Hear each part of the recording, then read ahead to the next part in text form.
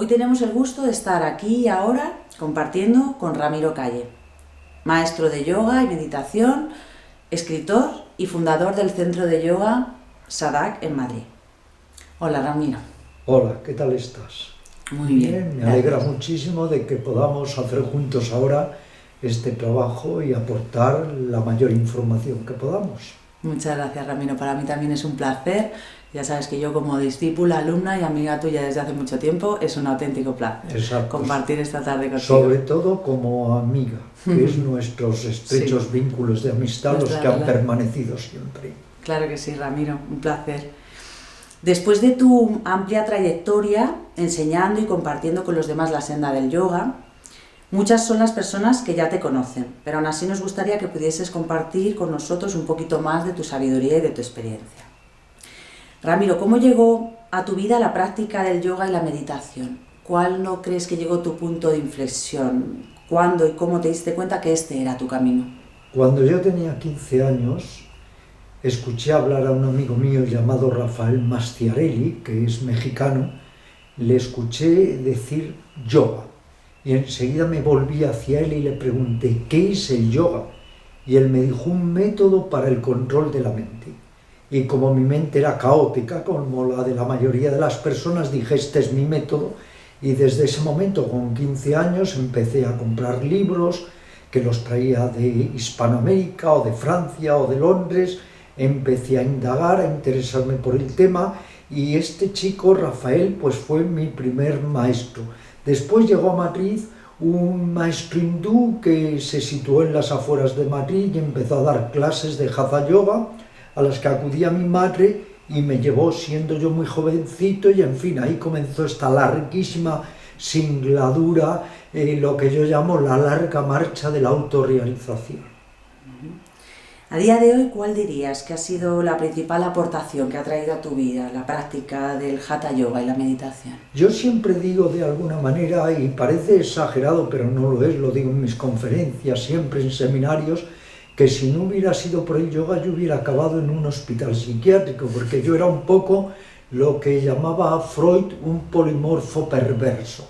Era un niño muy difícil, muy hiperactivo, muy atormentado desde mi primera infancia, siempre preguntándome por qué vivimos, por qué morimos, para qué estamos aquí. Era un niño con una profundísima insatisfacción y gracias al yoga fui canalizando esta insatisfacción y el yoga me ha ido dando lo que yo más valoro, que es instantes de paz, porque como decimos en la tradición hindú, no hay nada que pague un instante de paz. Yo le debo todo realmente al yoga y diríamos en general a las psicologías orientales. Pasé por el yoga, el zen, el tantrismo, el vedanta, el sufismo, luego todos mis conocimientos vienen de Asia.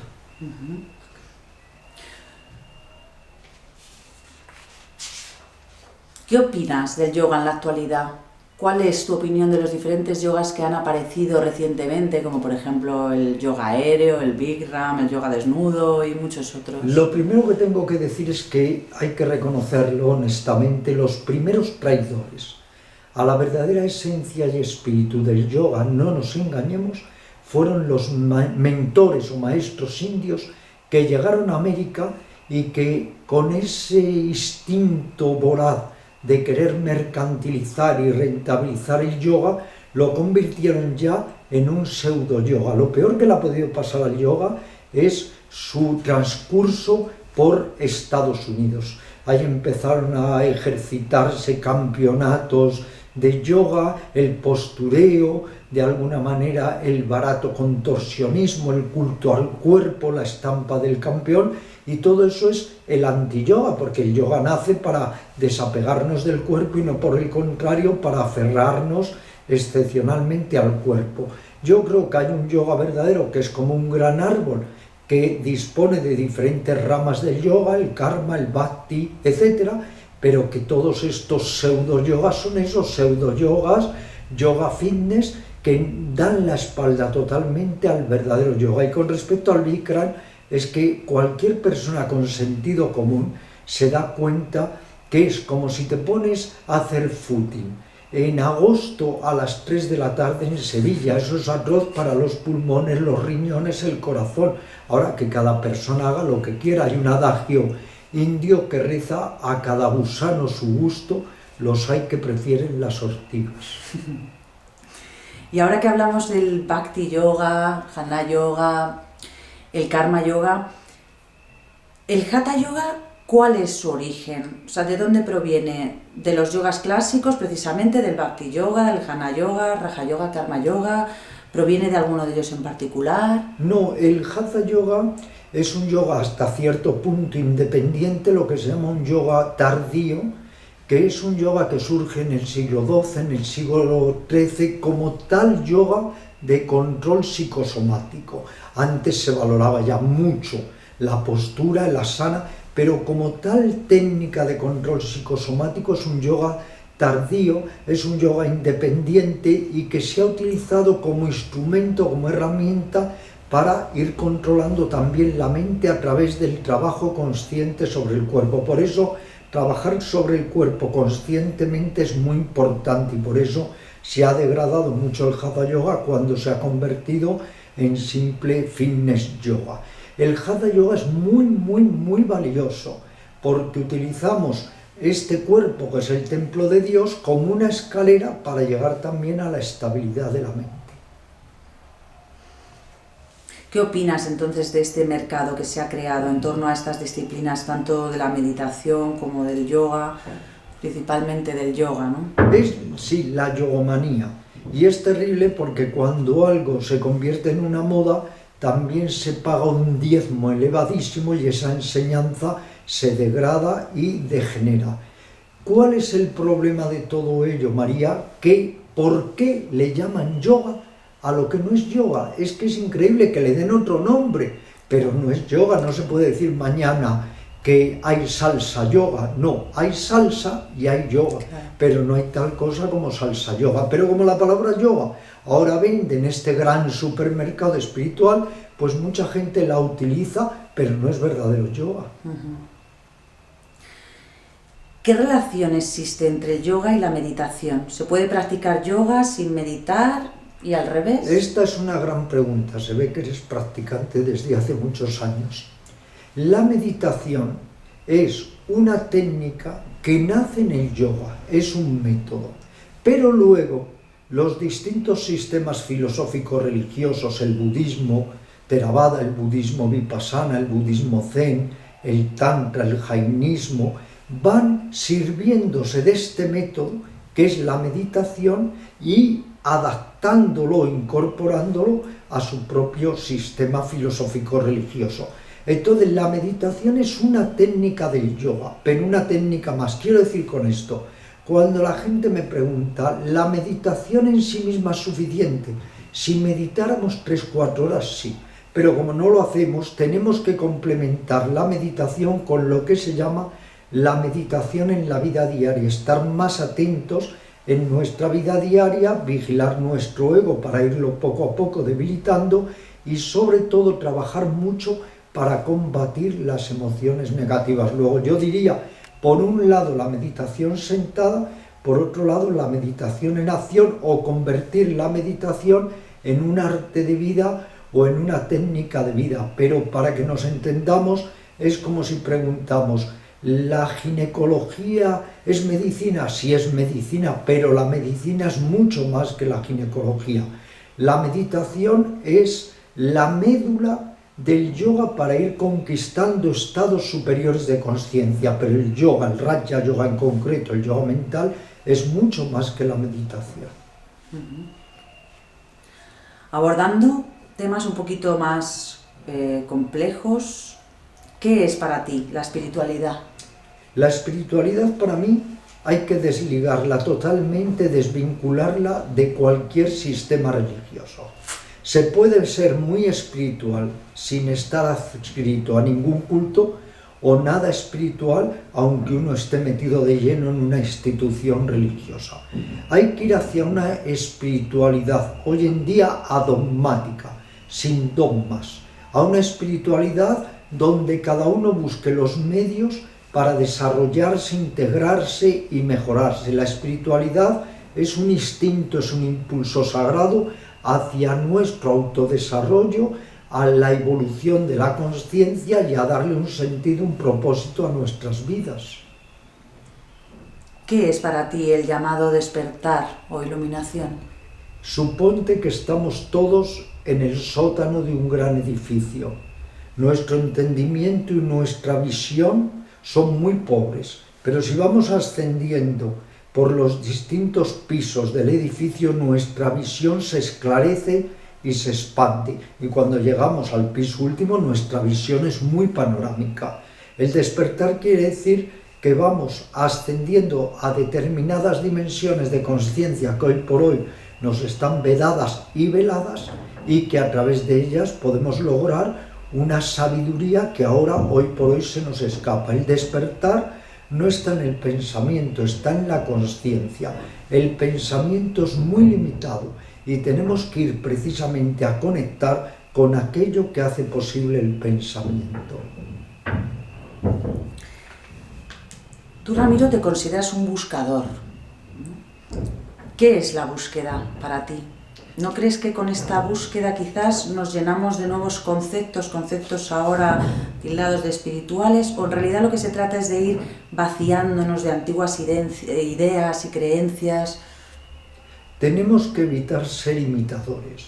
Si imitamos a Cristo, si imitamos a Buda, a Lao Tse, a Mahavira, entonces no estamos siguiendo nuestro propio camino. Lo que tenemos que tomar de todos los grandes maestros es instrumentos, medicamentos para por uno mismo evolucionar y encontrar el maestro interior.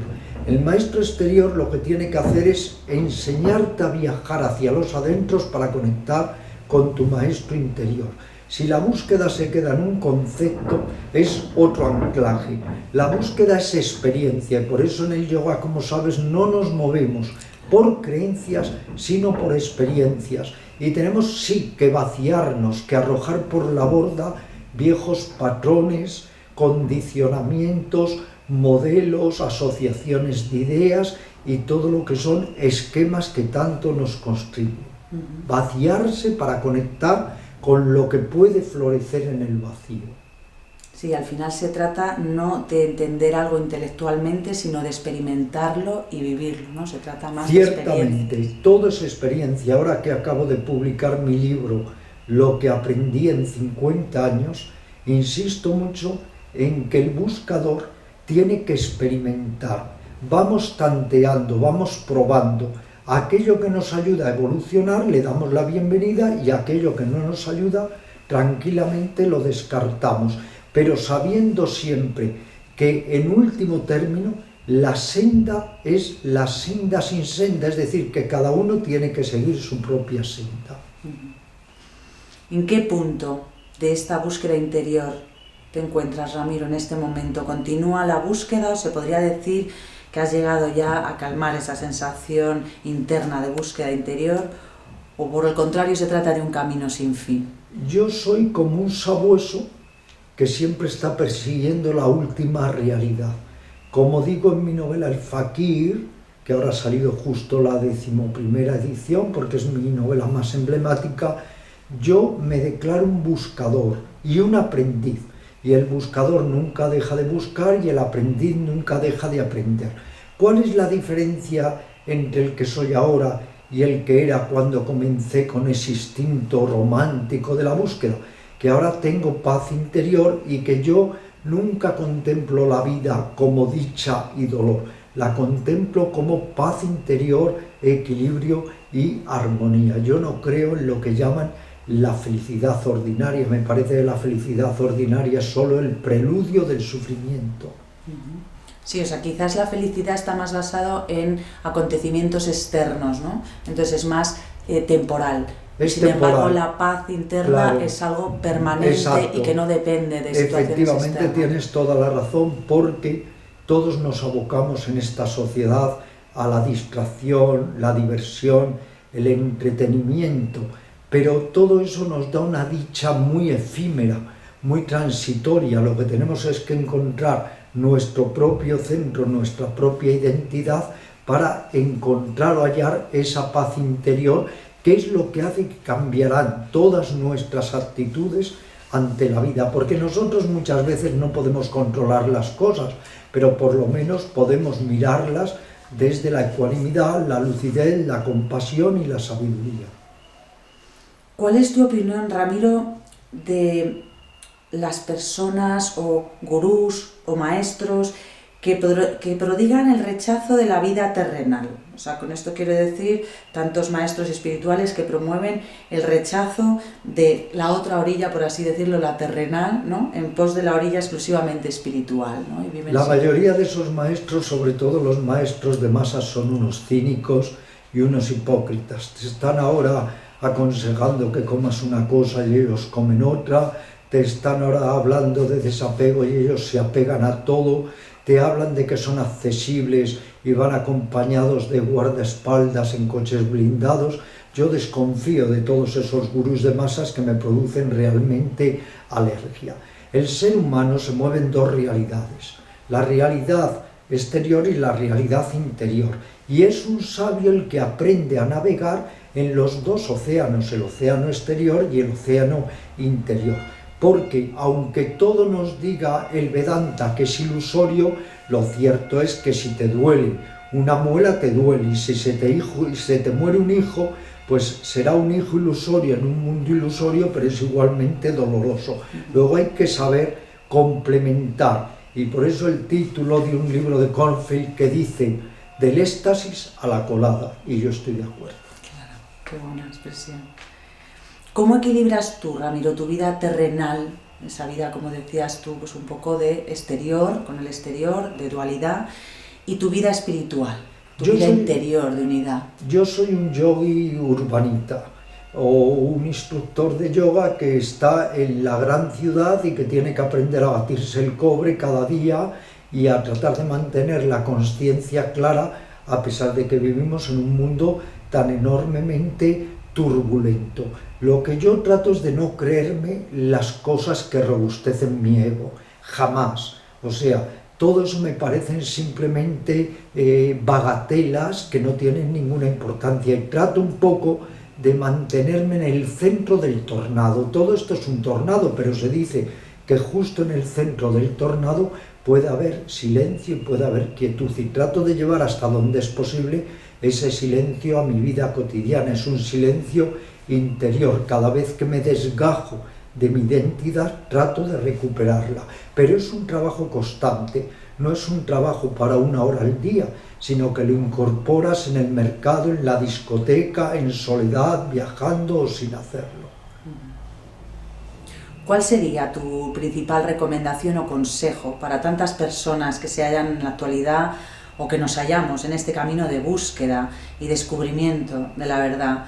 ¿Cuál sería tu recomendación para encontrar un equilibrio entre mente, cuerpo y esta tan ansiada paz interna? Eso es lo que pretende el que llamamos el trabajo interior, que es un trabajo que hacemos sobre nosotros mismos para actualizar o activar todos nuestros potenciales.